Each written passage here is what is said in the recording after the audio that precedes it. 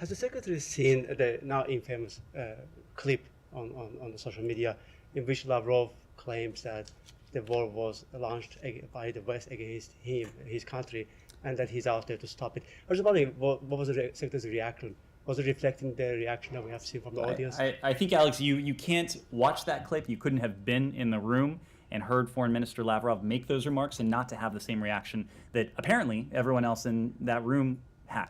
For those who haven't seen the clip, the room breaks into what can be described as probably uproarious laughter at a statement from Foreign Minister Lavrov that Russia was attacked, and that was the genesis of the full-scale invasion of Ukraine. We've heard... Prepared to comment on that bit with the laughter.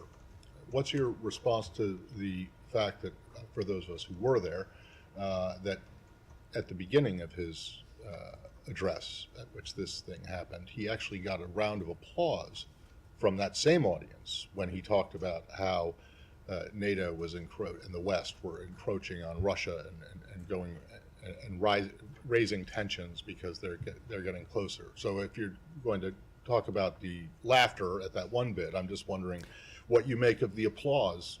Well, to say I was prepared to respond to it. He asked a question and I answered it. Not that this was. I don't know. I'm not suggesting it was pre-cooked or anything, right. But you did respond to that. So I'm just wondering if you have any concerns at all that very same audience also seemed to be sympathetic to Foreign Minister Lavrov earlier. Matt, there are misperceptions, and we do our best to counter the misperceptions that are out there, whether they are about the United States, whether they are about our Ukrainian partners, whether they're about NATO. And we make clear at every opportunity we have that NATO is a defensive alliance, pure and simple. NATO has never threatened anyone. That in turn doesn't pose a threat to members of NATO. NATO has expanded as a result of Russian aggression. And it is incumbent on NATO, on the member states as a defensive alliance, to take prudent steps in response to what they're seeing from Russia's very own actions. The Secretary, almost every opportunity he gets, makes the point that President Putin, who I think has done a great deal to not only unite NATO, NATO is now stronger, it is more purposeful, it is more determined, but more broadly than that, President Putin has precipitated just about everything he has sought to prevent, and this goes back to 2014.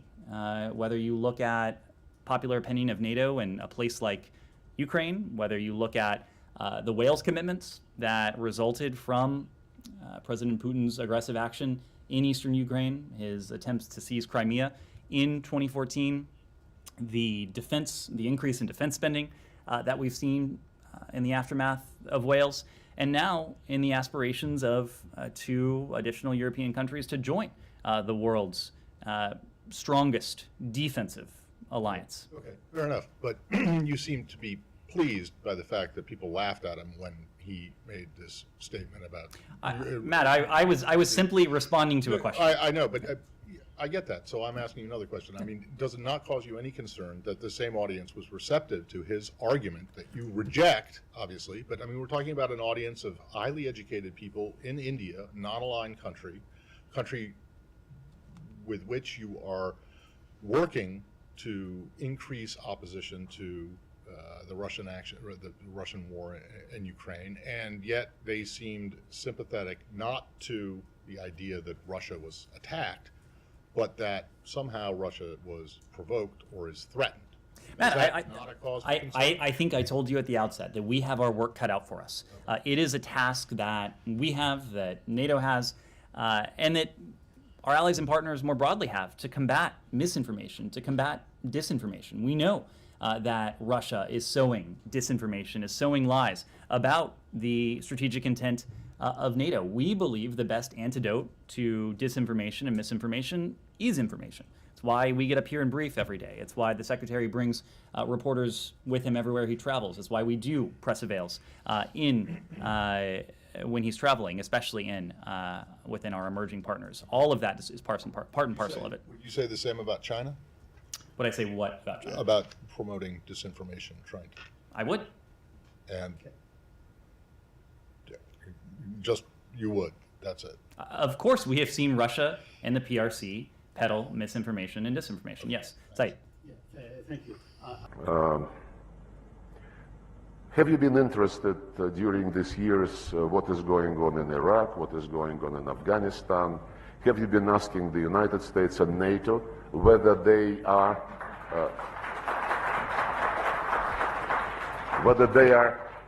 certain of what they are doing?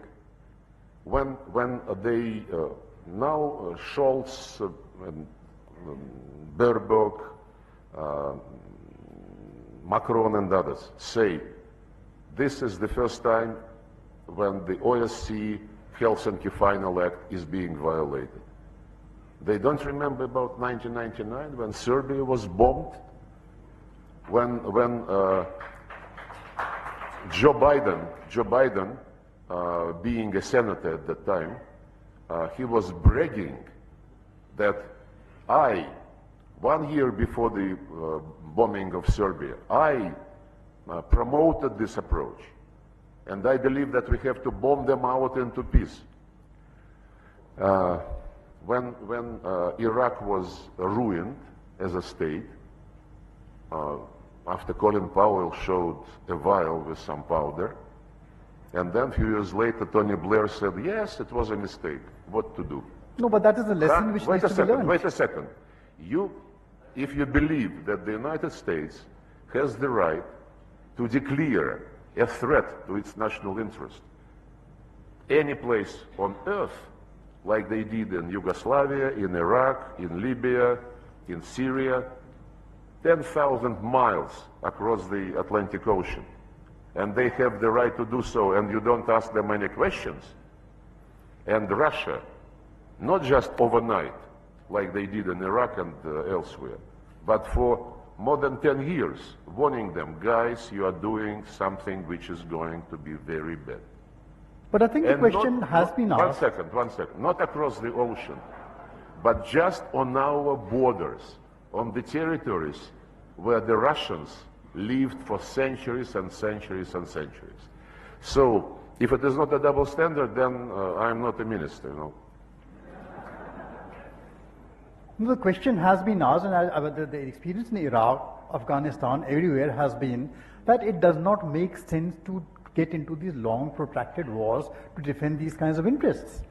US did not succeed. Why do you think Russia will succeed? Well, you being the head of such distinguished audience, I fail to understand why you don't understand. It is. No, my simple question, Mr. is what is the end game? It is the war against everything Russian in Ukraine. Can you imagine that for example, in Ireland, they canceled the English language, or in Belgium they canceled French, or in Switzerland they canceled German? Can you, or in Finland they canceled Swedish? Can you even imagine this? Of course not. But nobody lifted a finger, not the small one, not the middle one, when the Russian language was totally cancelled in Ukraine. We have been knocking on all these doors. OSCE, Council of Europe, guys, why don't you say something? Why don't you tell them to behave?